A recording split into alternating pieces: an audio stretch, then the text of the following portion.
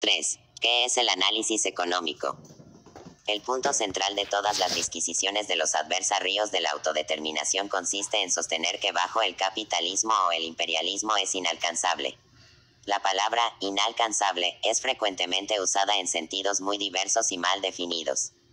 Por eso en nuestras tesis hemos insistido en lo que es indispensable en toda discusión teórica: una explicación de lo que significa inalcanzable. Sin limitarnos a esto, tratamos de dar tal explicación. Todas las reivindicaciones democráticas son inalcanzables bajo el imperialismo en el sentido que políticamente son difíciles de lograr o completamente irrealizables sin una serie de revoluciones. Sostener que la autodeterminación es inalcanzable en el sentido económico es, sin embargo, absolutamente falso. Eso fue lo que sostuvimos. Es el punto principal de nuestras divergencias teóricas, una cuestión a la cual, en cualquier discusión seria, nuestros adversarios debieron prestar la atención debida. Obsérvese cómo trata el problema P. Pievsky. Rechaza definitivamente lo inalcanzable en el sentido de políticamente difícil de lograr. Da una respuesta directa en el sentido de económicamente inalcanzable. Significa esto, escribe, que la autodeterminación bajo el imperialismo es tan inalcanzable como la moneda trabajo bajo la producción mercantil. Y contesta, sí, significa exactamente eso. Pues lo que estamos discutiendo es la contradicción lógica entre dos categorías sociales: el imperialismo y la autodeterminación de las naciones, la misma contradicción lógica que existe entre otras dos categorías: la moneda trabajo y la producción mercantil. El imperialismo es la negación de la autodeterminación y ningún prestidigitador puede conciliar las dos. Por tremenda que sea la colérica expresión prestidigitador que nos lanza P. Pievsky, debemos, a pesar de todo, observarle que él simplemente no comprende qué quiere decir análisis económico.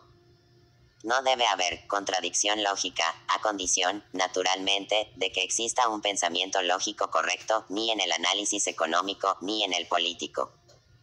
Por eso está completamente fuera de lugar invocar una contradicción lógica, en general, cuando lo que discutimos es un análisis económico y no político. Tanto el fenómeno político como el económico están incluidos en las categorías sociales. En consecuencia, después de haber contestado resuelta y directamente, sí, significa exactamente eso, es decir, la autodeterminación es tan inalcanzable como la moneda trabajo bajo la producción mercantil P. Pievsky echa a un lado todo el asunto yéndose por las ramas, sin ofrecer ningún análisis económico. ¿Cómo probamos que la moneda trabajo es irrealizable bajo la producción mercantil? Por el análisis económico. Y el análisis económico, igual que otros, excluye la contradicción lógica, toma las categorías económicas y solo las económicas y no las categorías sociales, en general, y de ellas deduce que la moneda trabajo es irrealizable. En el primer capítulo de El Capital no hay mención alguna a política o a formas políticas o a categorías sociales. El análisis toma solamente los fenómenos económicos, el intercambio de mercancías, su desarrollo. El análisis económico demuestra, mediante razonamientos lógicos, se entiende que la moneda trabajo es irrealizable en la producción mercantil. P. Pievsky no intenta hacer nada que se aproxime a un análisis económico. Confunde la esencia económica del imperialismo con sus tendencias políticas, como se desprende ya de la primera frase del primer párrafo de su artículo. He aquí esta frase: el capital industrial es la síntesis de la producción precapitalista y del capital comercial usurario. El capital usurario se convirtió en sirviente del capital industrial. Entonces el capitalismo sojuzga las diversas formas del capital y surge su tipo superior, unificado: el capital financiero. Por ello toda la época puede ser denominada la época del capital financiero, del cual el imperialismo es el sistema de política exterior y que corresponde. Desde el punto de vista económico, esta definición no tiene ningún valor. En lugar de categorías económicas precisas solo hay frases. Sin embargo, es imposible detenernos en esto ahora. Lo importante es que P. Pievsky afirma que el imperialismo es un sistema de política exterior. En primer lugar, esto es, esencialmente, una repetición de la idea errónea de Kautsky. En segundo lugar, es una definición simplemente política y solo política del imperialismo. Al definir el imperialismo como un sistema de política, P. Pievsky quiere eludir el análisis económico que prometió hacer, cuando declaró que la autodeterminación es tan irrealizable, es decir, económicamente irrealizable bajo el imperialismo, como la moneda trabajo bajo la producción mercantil. Kautsky, en su polémica con los izquierdistas, declaró que el imperialismo era, simplemente un sistema de política exterior, es decir, las anexiones, y que sería erróneo denominar imperialismo a una determinada etapa o nivel económico en el desarrollo del capitalismo. Kautsky está equivocado. Por supuesto, no es pertinente discutir palabras. No es posible prohibir el uso de la palabra imperialismo en este u otro sentido. Pero si se quiere discutir hay que definir con exactitud los conceptos. Desde el punto de vista económico, el imperialismo o la época del capital financiero, no se trata de palabras, es la etapa superior de desarrollo del capitalismo en el cual la producción ha alcanzado tan grandes e inmensas proporciones que el monopolio reemplaza a la libre competencia. Esa es la esencia económica del imperialismo. El monopolio se manifiesta en los trusts, en los sindicatos, etc., en la omnipotencia de los bancos gigantescos y en el acaparamiento de las fuentes de materias primas, etc., en la concentración del capital bancario, etc. Todo depende del monopolio económico. La superestructura política de esta nueva economía, del capitalismo monopolista, el imperialismo es el capitalismo monopolista, es el paso de la democracia a la reacción política. La democracia concuerda con la libre competencia. La reacción política concuerda con el monopolio. El capital financiero tiende a la dominación, no a la libertad, dice con razón R. Hilferding en su Capital Financiero. Es fundamentalmente erróneo, antimarxista y anticientífico separar la política exterior de la política en general, ni que hablar de oponer la política exterior a la interior. Tanto en política exterior como interior, el imperialismo tiende hacia la violación de la democracia, hacia la reacción. En este sentido, el imperialismo es, indiscutiblemente, la negación de la democracia en general, de toda la democracia y no solo de una de sus reivindicaciones, la autodeterminación de las naciones. Al ser una negación de la democracia en general, el imperialismo es también una negación de la democracia en el problema nacional, es decir, la autodeterminación de las naciones. Busca violar la democracia. La realización de la democracia es en el mismo sentido y en igual grado más difícil bajo el imperialismo comparado con el capitalismo premonopolista. ¿Cómo es más difícil lograr una república, una milicia, elecciones de los funcionarios públicos por el pueblo, etc.? No se puede ni hablar de que la democracia sea, económicamente, inalcanzable. Posiblemente, Pievsky se dejó seducir aquí por el hecho, además de su incomprensión general de las exigencias de un análisis económico, de que el pequeño burgués considera la anexión, es decir, la apropiación de territorios extranjeros contra la voluntad de sus pueblos, o sea, la violación de la autodeterminación, como equivalente a la expansión del capital financiero sobre un territorio económico más vasto. Pero no se debe encarar las cuestiones teóricas desde un ángulo pequeño burgués. El imperialismo es, desde el punto de vista económico, capitalismo monopolista.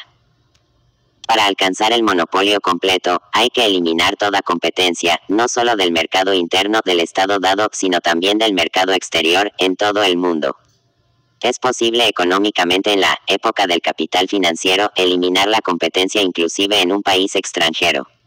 Por supuesto que sí, se hace a través de la dependencia financiera del competidor y del acaparamiento de sus fuentes de materias primas y eventualmente de todas sus empresas. Los trusts norteamericanos son la expresión máxima de la economía del imperialismo o capitalismo monopolista. Para eliminar al competidor no se limitan a medidas económicas, sino que recurren constantemente a medidas políticas e inclusive a métodos criminales. Sin embargo, sería un error muy grave creer que los trusts no pueden establecer su monopolio por métodos puramente económicos. La realidad nos demuestra ampliamente que es posible. Los trusts socavan el crédito de sus competidores por intermedio de los bancos, los dueños de los trusts se convierten en los dueños de los bancos. Acaparan las acciones, el suministro de materiales a los competidores, los dueños de los trusts se convierten en los dueños de los ferrocarriles. Acaparan las acciones. Los trusts venden por cierto tiempo por debajo del costo, gastando millones en esto para arruinar al competidor y entonces acaparar sus empresas, sus fuentes de materias primas, minas, tierras, etc. He allí un análisis puramente económico del poder de los trusts y de su expansión. He ahí el camino puramente económico hacia la expansión. El acaparamiento de fábricas y empresas, de fuentes de materias primas. El gran capital financiero de un país puede siempre acaparar a sus competidores de otro país políticamente independiente, y constantemente lo hace. Esto es completamente realizable desde el punto de vista económico. La anexión económica es plenamente realizable sin la anexión política y tiene lugar a menudo. En la literatura sobre el imperialismo encontrarán a cada paso informaciones de que la Argentina, por ejemplo, es en realidad una colonia comercial de Inglaterra o que Portugal es en realidad un vasallo de Inglaterra, etc. Y en realidad es así. La dependencia económica respecto de los bancos ingleses, las deudas a Inglaterra, la adquisición, por parte de Inglaterra, de sus ferrocarriles, minas, tierras, etc. Todo ello permite a Inglaterra anexarse estos países económicamente sin violar su independencia política. Autodeterminación de las naciones significa independencia política. El imperialismo trata de violar tal independencia porque la anexión política hace a menudo más fácil la anexión económica, más barata, es más fácil sobornar a los funcionarios, asegurar las concesiones, implantar una legislación ventajosa, etc., más conveniente, menos enojosa. De igual modo el imperialismo trata de reemplazar la democracia en general por la oligarquía. Pero hablar del carácter económicamente inalcanzable de la autodeterminación bajo el imperialismo es completamente absurdo. Kievsky elude las dificultades teóricas mediante una evasiva muy simple y superficial, conocida en Alemania como fraseología, Borshikos 8, es decir, primitiva, frases groseras que se emplean con toda naturalidad durante las juergas estudiantiles. He aquí un ejemplo. El sufragio universal, escribe Kievsky, la jornada de 8 horas y hasta la república, son lógicamente compatibles con el imperialismo, a pesar de que no le hacen ninguna gracia. Signo de cierre de exclamación. Y, por eso, su realización es extremadamente difícil. Nosotros no tendríamos nada en contra de la declaración, Borshikos, de que la república no le hace ninguna gracia al imperialismo. Una palabra frívola puede a veces dar colorido a una polémica científica. Si además en esta polémica sobre problemas serios hubiera un análisis económico y político de los conceptos en discusión. Pero en Kievsky la frase, Borshikos, sustituye ese análisis u oculta su ausencia. ¿Qué puede significar? La república no le hace ninguna gracia al imperialismo. ¿Y por qué? La república es una de las formas posibles de superestructura política en la sociedad capitalista y, además, la forma más democrática dentro de las condiciones actuales. Decir, la república no le hace ninguna gracia al imperialismo quiere decir que existe una contradicción entre el imperialismo y la democracia. Es muy posible que esta conclusión no le haga gracia a Kievsky e inclusive ninguna gracia. A pesar de ello, es irrefutable. Continuemos. ¿De qué carácter es esta contradicción entre el imperialismo y la democracia? Es una contradicción lógica o ilógica. Kievsky usa la palabra lógica, sin detenerse a pensar, y por lo tanto no nota que ella sirve, en este caso particular, para ocultar a los ojos y la mente del lector y del autor el mismo problema que pone a discusión. Ese problema es el de la relación de la economía con la política. La relación de las condiciones económicas y del contenido económico del imperialismo con una determinada forma política. Decir que toda contradicción que se manifiesta en las discusiones humanas es una contradicción lógica no es más que una tautología. Y mediante esta tautología, Kievsky elude la esencia del problema. Es una contradicción lógica entre dos fenómenos o proposiciones económicas 1 o entre dos fenómenos o proposiciones políticas 2 o entre fenómenos o proposiciones económicas y políticas 3.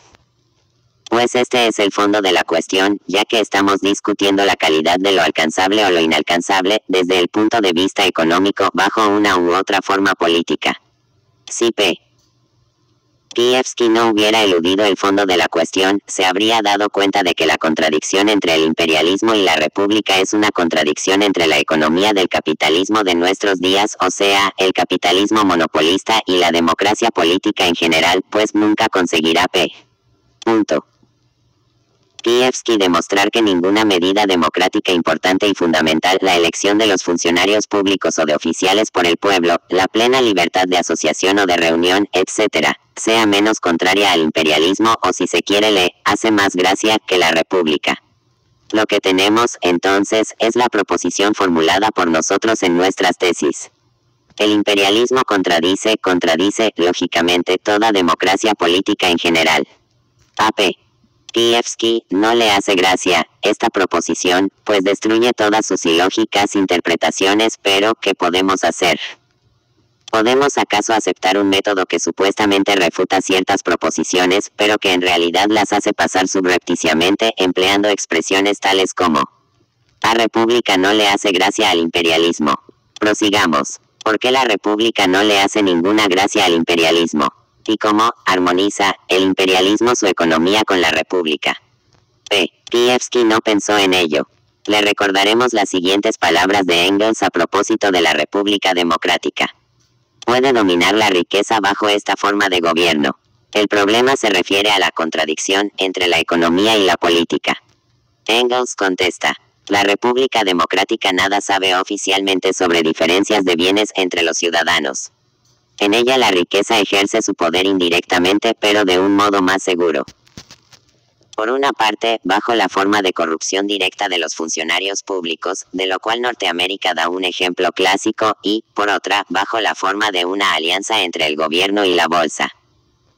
He aquí un ejemplo excelente de análisis económico del problema de si es realizable la democracia bajo el capitalismo, parte del cual es la posibilidad de realizar la autodeterminación bajo el imperialismo. La república democrática está en contradicción lógica con el capitalismo porque, oficialmente, coloca en un pie de igualdad al pobre y al rico. Es una contradicción entre el sistema económico y la superestructura política. La misma contradicción existe entre el imperialismo y la república, ahondada y agravada por el hecho de que el reemplazo de la libre competencia por el monopolio dificulta más todavía la realización de la libertad política. ¿Cómo concilia entonces el capitalismo con la democracia? Por medio del establecimiento indirecto del poder omnímodo del capital.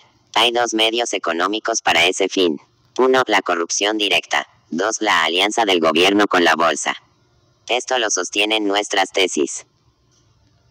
En un régimen burgués el capital financiero puede sobornar y comprar libremente a cualquier gobierno y a cualquier funcionario público. Una vez que la producción mercantil de la burguesía ejerce el poder del dinero, la corrupción directa o a través de la bolsa es realizable bajo cualquier forma de gobierno y bajo cualquier clase de democracia. ¿Qué se modifica? Se puede preguntar a este respecto cuando el imperialismo reemplaza al capitalismo, o sea, cuando el capitalismo monopolista reemplaza al capitalismo premonopolista. Solamente que se intensifica el poder de la bolsa. Pues el capital financiero es el capital industrial que ha alcanzado su nivel más alto de monopolio y se ha fusionado con el capital bancario. Los grandes bancos se fusionan con la bolsa y la absorben. La literatura sobre el imperialismo habla de la declinación del papel de la bolsa, pero solamente en el sentido de que todo banco gigantesco es virtualmente de por sí una bolsa. Prosigamos. Si la riqueza en general es completamente capaz de alcanzar el dominio sobre cualquier república democrática por medio de la corrupción y la bolsa, ¿cómo puede entonces Pievsky afirmar, sin caer en una curiosísima contradicción lógica, que la inmensa riqueza de los trusts y de los bancos, que manejan miles de millones, no puede alcanzar el dominio del capital financiero sobre una república extranjera, es decir, políticamente independiente? Signo de cierre de interrogación. Y bien, ¿acaso la corrupción de los funcionarios es irrealizable en un estado extranjero? ¿O la alianza del gobierno con la bolsa solo se aplica a su propio gobierno? El lector habrá podido apreciar que para desenredar y explicar de un modo popular 10 líneas de embrollo se necesitan cerca de 10 páginas impresas. No podemos analizar con igual detalle cada uno de los argumentos de Pievsky, y no hay uno que no sea un embrollo. Tampoco hay necesidad, ya que los principales argumentos han sido analizados.